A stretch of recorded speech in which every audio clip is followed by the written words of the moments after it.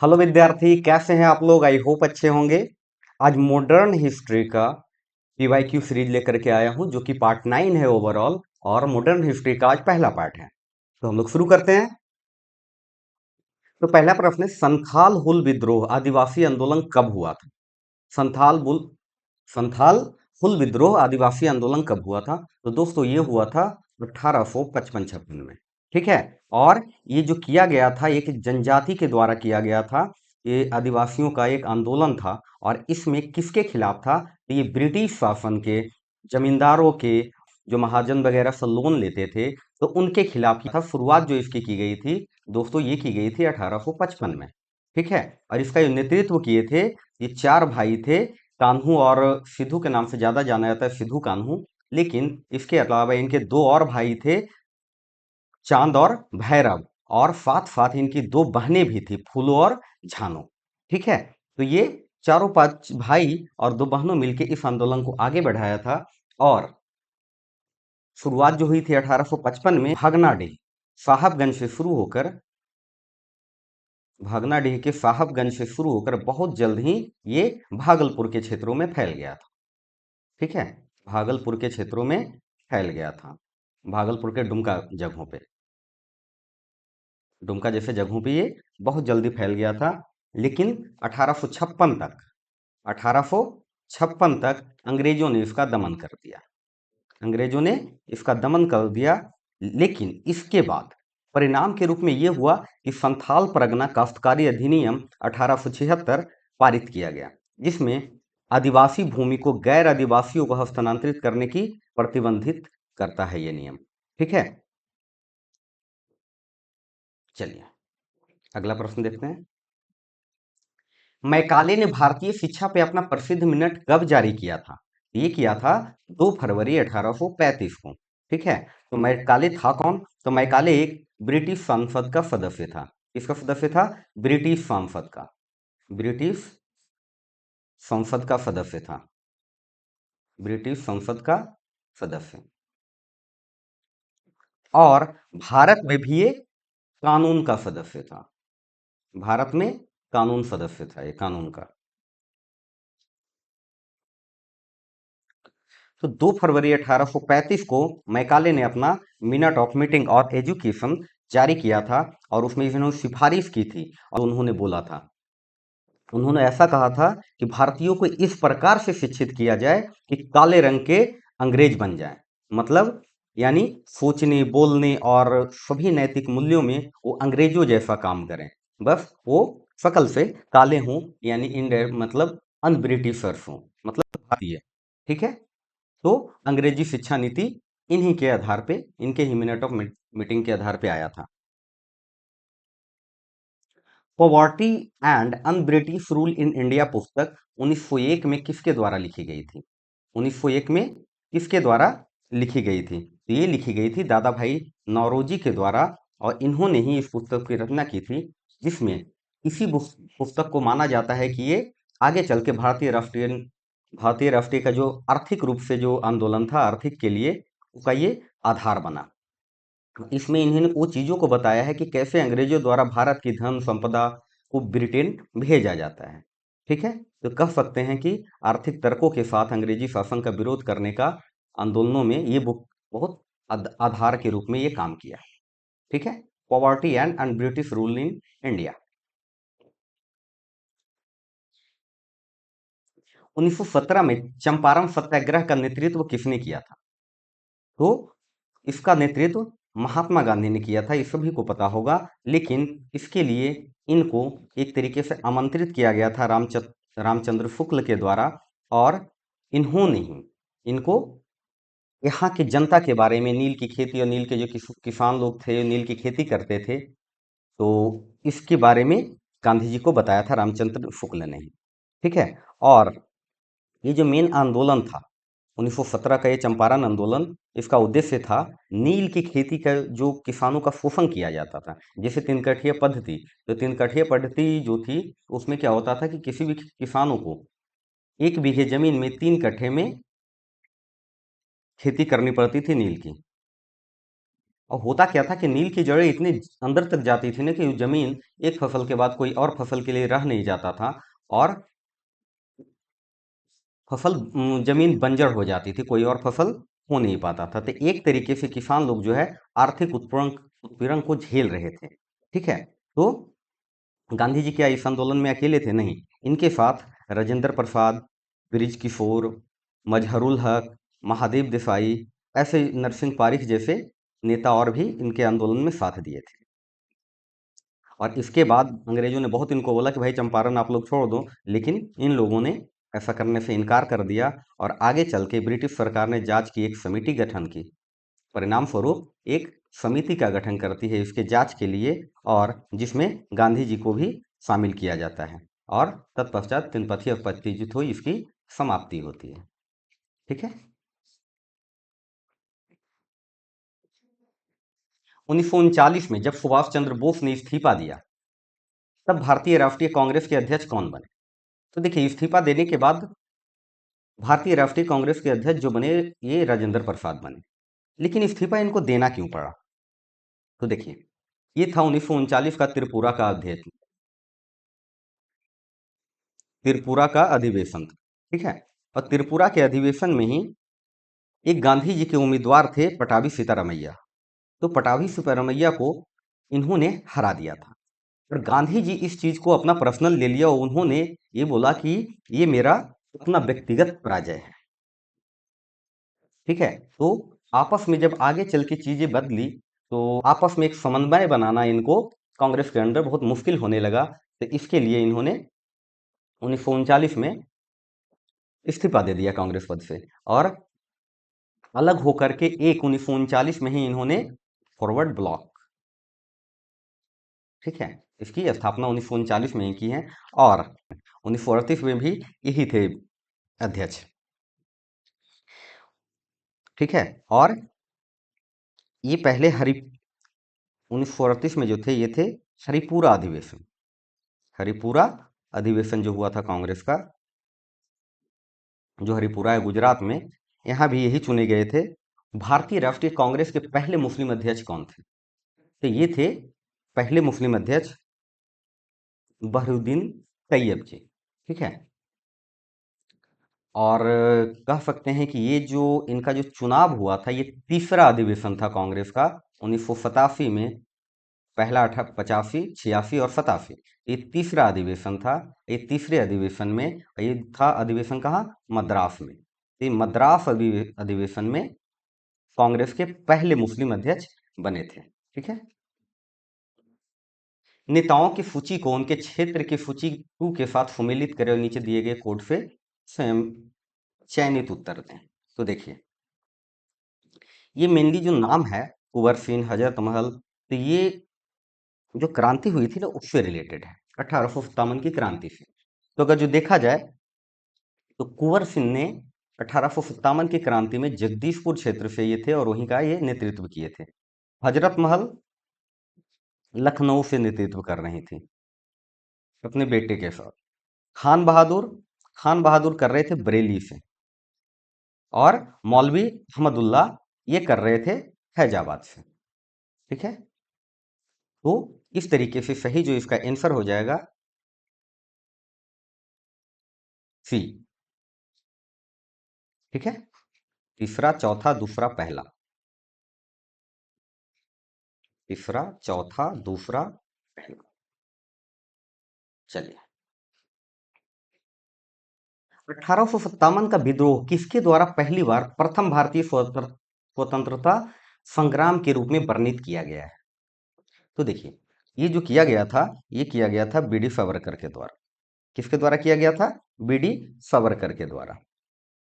इन्होंने ही एक बुक लिखे, the Indian war of independence 1857। ठीक है।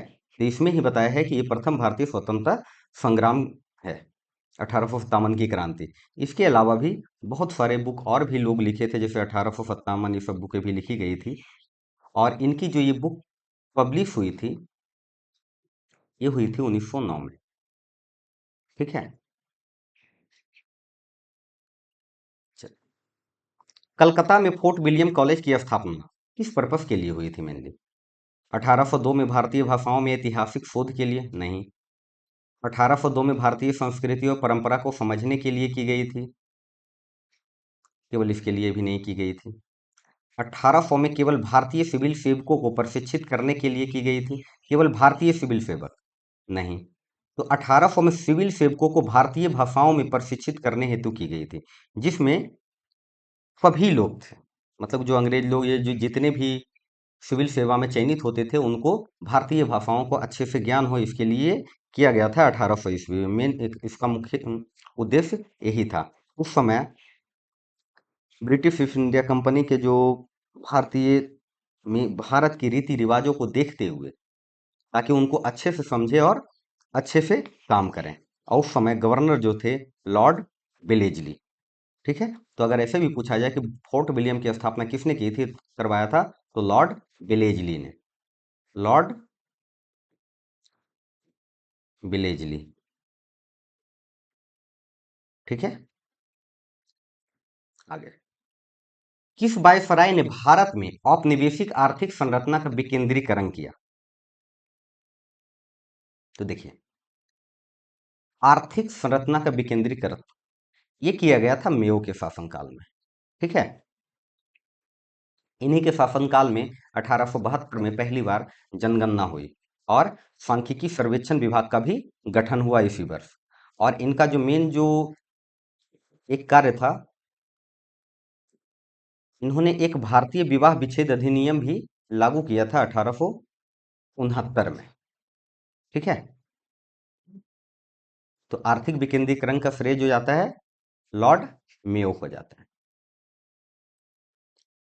और ये जो बनाया गया था एक अधिनियम, भारतीय विवाह विच्छेद अधिनियम, मुख्य रूप से ये भारत के तलाकशुदा या तलाक न्यायिक अलगाव के लिए किया गया था, जो कि केवल ईसाइयों के लिए था, ताकि वैवाहिक संबंध उनका बना रहे, और अगर कोई अलग होता है तो उसके लिए सब अधिनियम थे। ये सब भी मेयो के शासनकाल में ही किया गया था।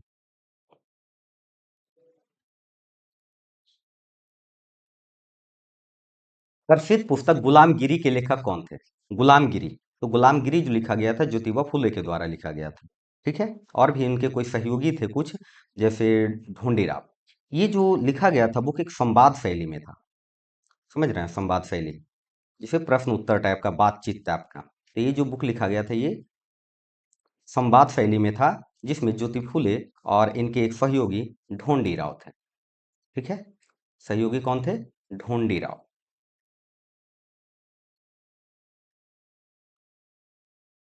और इसमें मुख्य रूप से गुलामगिरी में इन्होंने जो ब्राह्मणवादी व्यवस्था थी, ब्राह्मणवादी व्यवस्था का विरोध किया, और इसकी जो कुछ तुलना अमेरिका में जो दास प्रथा थी ना, उससे इन्होंने रिलेट करके किया। ठीक है, तो ये गुलामगिरी किसके द्वारा लिखी गई? ज्योतिराव फुले के द्वारा, संवाद शैली में। ढोंडीराव इनके सहयोगी थे। ये भी प्रश्न बहुत है, अक्सर पूछे जाते हैं और पूछे गए हैं। ये जो पूरा जो क्वेश्चन हम लोग कर रहे हैं, इस 17th बीपीएससी का जो री एग्जाम हुआ था फाइनल, उसके लिए किए जा रहे हैं। ठीक है, और ये वही सारे क्वेश्चन इस सेट में कवर किए गए हैं। तो ये प्रश्न है 13 नंबर, स्थानीय प्रेस अधिनियम की अनुमति। क्या हुआ था स्थानीय प्रेस अधिनियम? ये प्रेस अधिनियम था क्या? तो अगर थोड़ा बहुत अगर आप लोग पढ़े होंगे तो इसका बिल्कुल ध्यान होगा। एक आया था वर्नाकुलर एक्ट। कब आया था? 1871 में। 1878 में एक वर्नाकुलर एक्ट आता है। उस समय कौन थे? Lord Lytton. Lord Lytton. एक ध्यान रखिएगा, लॉर्ड लिट्टन और रिपन में बहुत प्रॉब्लम होता है। ठीक है, तो लिट्टन थे, रिपन के समय में ये खत्म किया गया था सब। तो इसको कहा गया था, ये जो एक्ट था इसको कहा गया था गैंगिंग एक्ट। किस नाम से भी जाना जाता था इस एक्ट को? Ganging act. गैंगिंग एक्ट के भी नाम से ये जाना जाता था।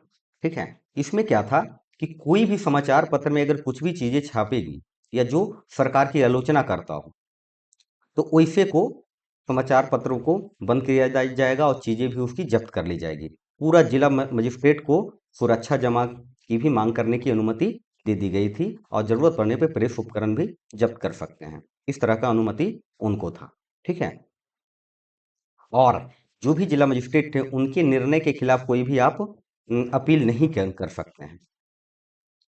और अधिनियम से छूट पाने के लिए जो था कुछ स्थानीय भाषा के समाचार पत्रों पर पूर्व से आप सेंसरशिप ले लीजिए।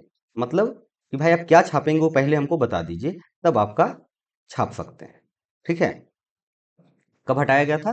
रिपन के शासनकाल में, 1882 में। 1882 में रिपन के शासनकाल में इसे हटाया गया था, समाप्त किया गया था। ठीक है। तो इसका सही आंसर क्या हो जाएगा? उपर्युक्त में से एक से अधिक। अखिल भारतीय ट्रेड यूनियन कांग्रेस का गठन किस वर्ष हुआ? अखिल भारतीय ट्रेड यूनियन, बताइए। इसका जो गठन हुआ था 1920 में। ठीक है। अखिल भारतीय ट्रेड यूनियन कांग्रेस,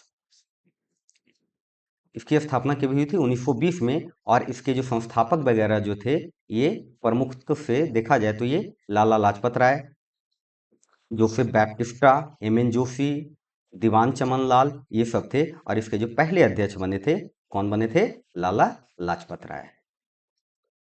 लाला लाजपत राय, ये इसके पहले अध्यक्ष बने थे। किस अखबार ने भारतीय राष्ट्रीय कांग्रेस की संभावित भविष्य की भूमिका के बारे में लिखा है? हमारे देश की भावी संसद का केंद्र कांग्रेस है, ये हमारे देशवासियों के लिए अकल्पनीय परिणाम की भलाई की ओर ले जाएगा। तो ऐसा कौन लिखा था? तो ये जो लिखा गया था, ये लिखा गया था द इंडियन मिरर में। ठीक है। एक समाचार पत्र था 19वीं शताब्दी का, इंडियन मिरर में। इसी में इस समाचार को में लिखा इसी समाचार में लिखा गया था कांग्रेस के बारे में। ठीक है। और इस समाचार की जो शुरुआत किया था, ये देवेंद्रनाथ टैगोर देवेंद्रनाथ टैगोर और मनमोहन घोष, उनके द्वारा द इंडियन मिरर को शुरू किया गया था। मनमोहन घोष। ठीक है। पहले ये जो समाचार था ना, एक पक्षीय था, एक पाक्षिक समाचार था, बाद में इसको दैनिक बना दिया गया। ठीक है। The Indian mirror. किसने बंगाल में अस्थायी बंदोबस्त प्रणाली की शुरुआत की? तो लॉर्ड कार्नवालिस ने। कब? 1793 में। ठीक है। और इसी तरह के और भी था इसमें। होता क्या था अस्थायी बंदोबस्त में? एक्चुअली जमींदारों को भूमि का मालिक बना दिया गया था, और सरकार को जमींदार लोग एक निश्चित राजस्व देते थे, जो एक फिक्स, कितना पैदा हुआ, क्या हुआ, कितना वसूले, मतलब नहीं, हमको ये कितना फिक्स अमाउंट चाहिए। ठीक है। और ये मेन रूप से था बंगाल, बिहार और उड़ीसा के क्षेत्रों में। ठीक है। स्थायी बंदोबस्त। तो इसी तरीके का और भी कुछ बंदोबस्त थे, जैसे रैयत बाड़े। रैयत बाड़े। एक था महाल बाड़े। तो ये सब भी टैक्स का ही व्यवस्था था। तो रैयत बाड़ी को शुरू किया गया था 1820 में, और महलवाड़ी को शुरू किया गया था 1822 में। ठीक है। रैयत बाड़ी थॉमस मुनरो के शासनकाल में हुआ था।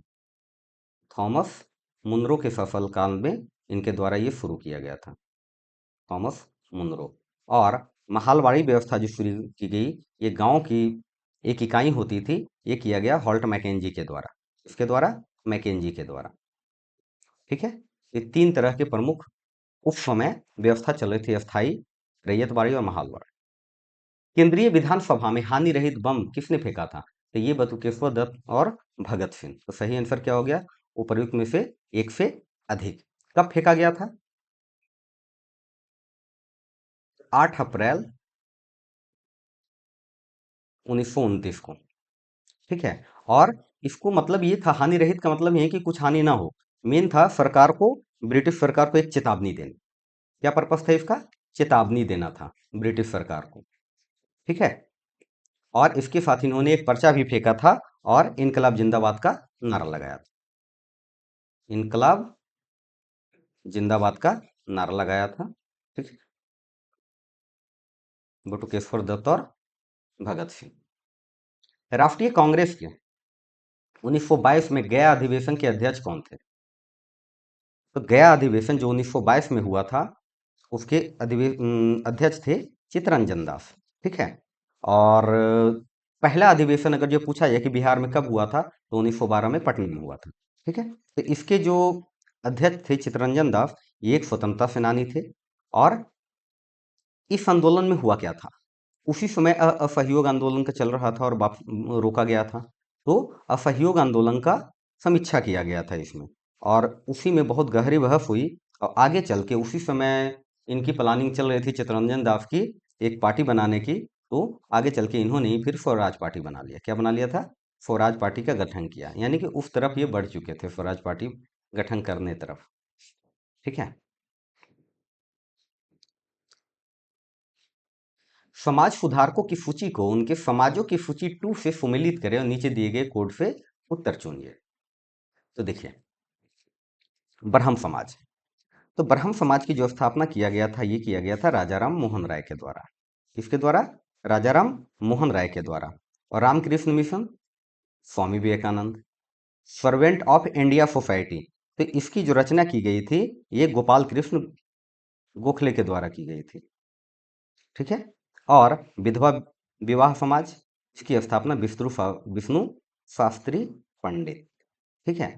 तो देखिए, पहला का तीसरा, पहला का तीसरा सब में है, दूसरा का दूसरा, दूसरा का दूसरा में भी, यहाँ भी है, यहाँ भी है, दो जगह दूसरा का दूसरा। तो तीसरा का चौथा, तीसरा का चौथा ये, तो सही आंसर क्या हो जाएगा दोस्तों? सही आंसर हो जाएगा बी। ठीक है, क्या हो जाएगा सही आंसर? बी। तो थोड़ा सा एक चीज, ये जो ब्रह्म समाज की जो स्थापना की गई थी, ये कब किया गया था? 1828 में। किसके द्वारा? राजाराम मोहन दास। रामकृष्ण मिशन 1897। ठीक है, विवेकानंद के द्वारा। सर्वेंट ऑफ इंडिया सोसाइटी 1905 में इसकी स्थापना की गई थी। 1905 में। किसके द्वारा? गोपाल कृष्ण गोखले के द्वारा। और गोपाल कृष्ण गोखले गांधी जी के गुरु भी थे, राजनीतिक गुरु। विधवा विवाह समाज, तो एक्चुअली ये एक आंदोलन चलाया गया था 1865 में। इसकी जो स्थापना हुई थी, इस सोसाइटी की हुई थी 1865 में। और इसकी नींव अगर जो देखा जाए तो रखा गया था 1850 से ही शुरू था ये। ठीक है, चलिए आगे देखते हैं। लेखकों की सूची 1 को 1857 की पुस्तकों की सूची 2 से मिलाइए और नीचे दिए गए कोड से उत्तर चुनिए। तो देखिए, बीडी सावरकर। तो बीडी सावरकर ही बोले थे कि प्रथम स्वतंत्रता संग्राम है। क्या है ये? प्रथम स्वतंत्रता संग्राम है, बीडी सावरकर। एफएन सेठ, एफएन सेठ 1857 बुक की रचना की। इनका बुक का नाम ही 1857। एरिक स्टॉक्स, एरिक स्टॉक्स ने किसान और राज। ठीक है। और एबी चौधरी नागरिक विद्रोह और भारतीय विद्रोह। तो ये सब इनकी प्रसिद्ध पुस्तकें हैं। ठीक है, जो 1857 की क्रांति के बाद लिखे गए, और बहुत सारे लोगों का अपना प्रतिक्रिया आया अलग अलग रूप में। निम्नलिखित में से किस राज्य को रॉड डलहौजी की हड़प नीति के तहत शामिल नहीं किया गया? तो देखिए, नागपुर, जयपुर, संबलपुर, सतारा। तो इसमें जयपुर को नहीं किया गया है। सही आंसर क्या हो जाएगा? जयपुर। तो एक्चुअली 1848 से ही ये हड़प नीति जो चल रही थी, लागू की गई थी। इसके अनुसार क्या था कि अगर भी कोई शासक बिना वैध उत्तराधिकारी के मर जाता है, कोई शासक बिना वैध उत्तराधिकारी का मर जाता है, मतलब उसके अपने बेटे ना हो जो उत्तराधिकारी के रूप में उनके रियासत को चला सके, तो उस राज्य का विलय ब्रिटिश साम्राज्य में मिला लिया जाएगा, यानी उसका विलय ब्रिटिश साम्राज्य में कर दिया जाएगा। ठीक है। तो सबसे पहले जो विलय किया गया था 1848 में, सतारा को किया गया था। ठीक है। और फिर संबलपुर को किया गया था 1849 में। फिर किया गया जयपुर को। जयपुर को नहीं, जयपुर को तो किया ही नहीं गया। फिर किया गया नागपुर को 1853 में। ठीक है।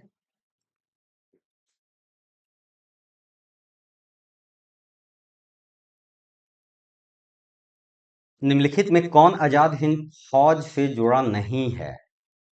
तो देखिए, आजाद हिंद फौज से जुड़े हुए नहीं है एफ एन डांगे। ठीक है। एफ एन डांगे एक सीपीआई नेता थे। ठीक है। और कह सकते हैं कि सीपीआई संस्थापकों में से एक थे। इसके अलावे प्रेम सिंह सहगल, शाहनवाज खान और जनरल मोहन, ये सब आईएनए से रिलेटेड थे। जैसे प्रेम सिंह सहगल इसके आईएनए के सीनियर अधिकारी थे। पहले कमांडर थे शाहनवाज खान। जनरल मोहन सिंह आईएनए के एक अधिकारी के रूप में कार्यरत थे। ठीक है। कांग्रेस पूर्व संगठनों की सूची 1 को उनके नेताओं की सूची 2 से मिला है।